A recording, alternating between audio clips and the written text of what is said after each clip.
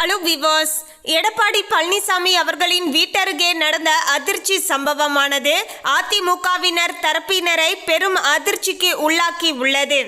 அதாவது அதிமுகவுக்குள் தொடர்ந்து பல பூதாகரமான விஷயங்களானது நடந்துட்டு இருக்கு. அது குறித்து தான் நம்ம பார்க்க போறோம்.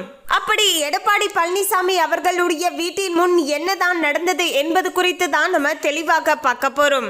அதுக்கு முன்னாடி இன்னும் நம்ம சேனலை சப்ஸ்கிரைப் பண்ணலன்னா சப்ஸ்கிரைப் பண்ணிடுங்க. அப்படியே பக்கத்துல இருக்கக்கூடிய பெல் ஐகானையும் பிரஸ் பண்ணிடுங்க. வாங்க வீடியோக்குள்ள போகலாம். எடப்பாடி பழனிசாமிக்கு எதிராக அவருடைய சொந்த கட்சி எம்எல்ஏக்களே போர்க்கொடி தூக்கி உள்ளனர்.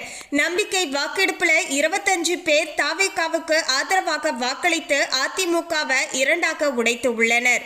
இது மட்டுமல்ல, எடப்பாடியின் சொந்த ஊரான சேலத்திலேயே பதவி விலகு என்று போஸ்டர்கள் ஒட்டப்பட்டு பரபரப்பானது கிளப்பி உள்ளது. கட்சிக்குள்ள என்ன நடக்கிறது என்று தெரியுமா?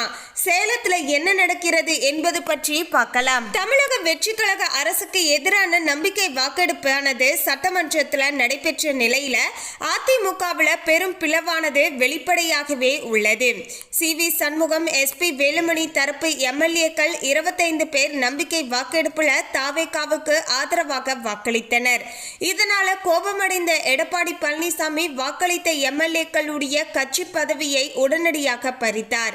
எடப்பாடி தரப்பு எம்எல்ஏக்களான தளவாய் சுந்தரம், அக்ரி கிருஷ்ணமூர்த்தி ஆகியோர் சபாநாயகர் ஜே.சி.டி. பிரபாகரை சந்தித்து தாவேகாவுக்கு வாக்களித்த 25 அதிமுக எம்எல்ஏக்களுடைய கட்சி தாவல் தடை சட்டத்தின் கீழ் தகுதி நீக்கம் செய்ய கோரி மனு அளித்தனர். இதற்கு சி.வி. சண்முகம் தரப்பினரோ தாங்கள் தான் உண்மையான அதிமுக என்றும் தங்களுடைய மீது கட்சி தாவல் தடை சட்டம் பயன்படுத்தக்கூடாது என்றும் வலியுறுத்தி தனியே ஒரு மனுவை கொடுத்திருக்காங்க. இதனிடையே எடப்பாடி தரப்பினர் ஆளுநர் மாளிகையிலேயுமே புகார் மனுவை கொடுத்திருக்காங்க. சண்முகம் தரப்பு எம்எல்ஏக்கள் கட்சி கொறடா உத்தரவை மீறி நடந்து உள்ளதாக குற்றமானது சாட்டப்பட்டு உள்ளது. இந்த நிலையில தான் அதிமுக பிளவானது இனி எந்த திசையில செல்லும், சபாநாயகர் என்ன முடிவு எடுப்பார் என்ற கேள்வியானது தமிழக அரசியல்ல பெரும் எதிர்பார்ப்பாகவே உள்ளது. இப்படிப்பட்ட சூழல்ல தான் எடப்பாடியின் சொந்த ஊரான சேலத்திலேயே அவருக்கு எதிரான போஸ்டர்களானது ஒட்டப்பட்டு உள்ளது பெரும் அதிர்ச்சியை ஏற்படுத்தி உள்ளது. கொண்டலாம்பட்டி பகுதி ஜே பேரவை முன்னாள் செயலாளர் ஜினோத்குமார் சம்பத் பெயரில் வெளியிடப்பட்ட அந்த போஸ்டர்ல புரட்சி தலைவரால் ஆரம்பிக்கப்பட்டு அம்மாவால் வளர்க்கப்பட்ட இயக்கத்தை அடகு வைக்க துணிந்த பொதுச் செயலாளரே பதவி விலகு என்று நேரடியாக கோரிக்கையானது வைக்கப்பட்டு உள்ளது. அதுவும் எடப்பாடி செல்லக்கூடிய பாதையிலேயே பல இடங்கள்ல இந்த போஸ்டர்களானது ஒட்டப்பட்டு இருக்கின்றன. இதை கண்ட அவரது ஆதரவாளர்கள் உடனடியாக அந்த போஸ்டர்களை கிழித்தெறிந்து வருகிறார்கள். சபாநாயகர் கட்சி தாவல் தடை சட்டத்தின் கீழ் யாருக்கு எதிராக நடவடிக்கை எடுக்கிறார் என்பதுதான் அதிமுகவின் எதிர்காலத்தையே தீர்மானிக்கக்கூடிய வகையில் அமைய போகிறது. 25 எம்எல்ஏக்களுடைய தகுதி நீக்கம். ஆனால் எடப்பாடி பலமடைவார்.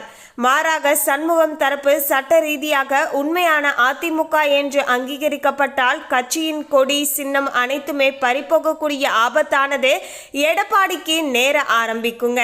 மேலும் ஆளுநர் எந்த தரப்பு மனுவை ஏற்கிறார் என்பது முக்கியமான திருப்பு முனையாகவும் இப்போது அதிமுகவினரால் பெரிதும் எதிர்பார்க்கப்படுகிறது.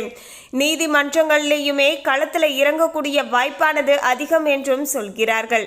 எனினுமே இந்த பிளவானது நீண்ட காலத்தில் இரு தரப்புக்குமே நஷ்டம்தான் என்கிறார்கள். ஒன்றுபட்ட அதிமுகவுக்கே திமுகவை எதிர்க்கக்கூடிய பலமானது இருந்தது. உடைந்த நிலையில இரு குழுக்களுமே அரசியல் சக்தியை இழக்கக்கூடும். இதன் மிகப்பெரிய பயனாளி திமுக மட்டுமே ஆவார்கள் என்பதில் சந்தேகம் இல்லை.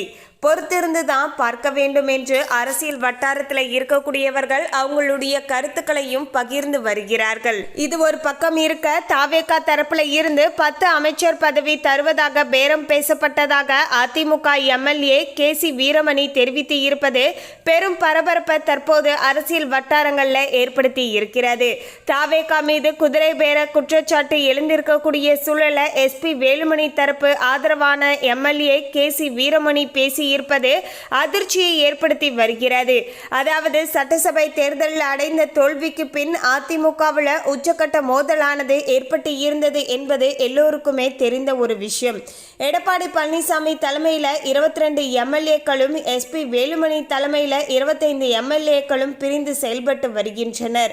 அதிலுமே நம்பிக்கை வாக்கெடுப்பின் போது எஸ்பி வேலுமணி தரப்புல தாவேகாவுக்கு ஆதரவாக வாக்களித்தது.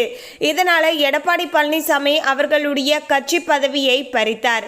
ஆனால் அதிமுக எம்எல்ஏ லீமா ரோஸ் பதவியை மட்டும் பறிக்கவில்லை. இதன் காரணமாக அதிமுகவுக்குள் நாளுக்கு நாள் மோதலானது அதிகரித்து கொண்டே வருவதாகவும் தகவலானது வெளியாகி உள்ளது. எடப்பாடி பழனிசாமி தரப்புல சிலருக்கு அமைச்சர் பதவியும் வாரிய தலைவர் பதவியும் கொடுப்பதாக தாவேகாவானது ஆசை வார்த்தை கூறி இழுக்க முயற்சித்து வருவதாகவும் குற்றம் சாட்டப்பட்டு வருகிறது. இந்த நிலையில தான் எஸ்பி வேலுமணி தரப்புல இருக்கக்கூடிய கேவி வீரமணி சில தகவல்களை பார்த்தீங்கன்னா பகிர்ந்து இருக்காரு. அந்த தகவல்கள் தான் தற்போது சமூக வலைத்தளங்கள்ல ரொம்பவே வைரலாகவும் பரவி வருகிறது. அதுல கேசி வீரமணி அவர்கள் பேசும்போது இவ்வளவு தூரம் தேர்தலுக்கு செலவு செய்து பயன் இல்லாமல் போய்விடக்கூடாது. கட்சியில 4 பேராவது பயன் அடையட்டும் என்று தாவேகா அரசுக்கு ஆதரவு அளிக்க முடிவு எடுத்தோம். உள்ளாட்சி தேர்தலிலுமே வெற்றி பெற முடியும், அடுத்த தேர்தலிலுமே கூட்டணி அமைக்க முடியும் என்பதற்காகவும் ஆதரவு கொடுத்தோம். இதனால அதிமுக நிர்வாகிகள் என் மீது என்ன குற்றம் சுமத்தினாலும் ஏற்கிறேன். விஜய்க்கு வெளியில் இருந்து ஆதரவு தெரிவிக்காமல் என்று சொன்னதை எடப்பாடி பழனிசாமி ஏற்கவில்லை. அதாவது வெளியில இருந்து ஆதரவு தெரிவிக்கலாம் என்று சொன்னதை எடப்பாடி பழனிசாமி ஏற்கவில்லை. தாவேகா தரப்புல 10 அமைச்சர் பதவி தருவதாக கூறினார்கள். அமைச்சராக இருந்தால் கொஞ்சம் நன்றாக இருக்கும் என்ற எண்ணத்துல எடப்பாடியிடம் கூறினோம். எடப்பாடி பழனிசாமி தான் எங்களுடைய பொதுச் செயலாளர், அவர் பின்னால் தான் இருப்போம். அதே போல தாவேகா ஆதரவு நிலைப்பாட்டில் எந்த மாற்றமும் இல்லை. எஸ்பி வேலுமணி மற்றும் CV சண்முகம் தலைமையில் செயல்பட்டு வருகிறோம் என்று தெரிவித்து உள்ளார். தாவேகா மீது எடப்பாடி பழனிசாமி குதிரை பேர குற்றச்சாட்டை முன்வைத்து வருகிறார். இப்படியான சூழல்ல தாவேகாவில் இருந்து 10 பேருக்கு அமைச்சர் பதவி கொடுப்பதாக பேசினார்கள் என்று கேசி வீரமணி போட்டு இப்போது உடைத்து உள்ளார். இதனால தூய சக்தி என்று சொல்லிக்கொள்ளக்கூடிய தாவேகா மீது கடுமையான விமர்சனங்களானது எழுந்து வருகின்றன. நொடிக்கு நொடி அரசியல் வட்டாரங்கள்ல பல்வேறு விதமான பரபரப்பான தகவல்களானது வந்துகிட்டே இருக்கு அப்படிங்கிறது மட்டும் ஒரு நிதர்சனமான உண்மையாக இருக்கிறது. இப்போது அதிமுகவானது 2ஆக உடைந்து விட்டது. அதிமுகவுடைய சின்னமானது யாருடைய கைக்கு போகிறது? அதே போல எடப்பாடி பழனிசாமி அவர்களுக்கு பொதுச் செயலாளர் பதவி அப்படியே நீடிக்குமா, இல்லனா அந்த பதவியானது நீக்கப்படுமா என்பது போன்ற பல கேள்விகளானது தற்போது எழுந்துள்ளது.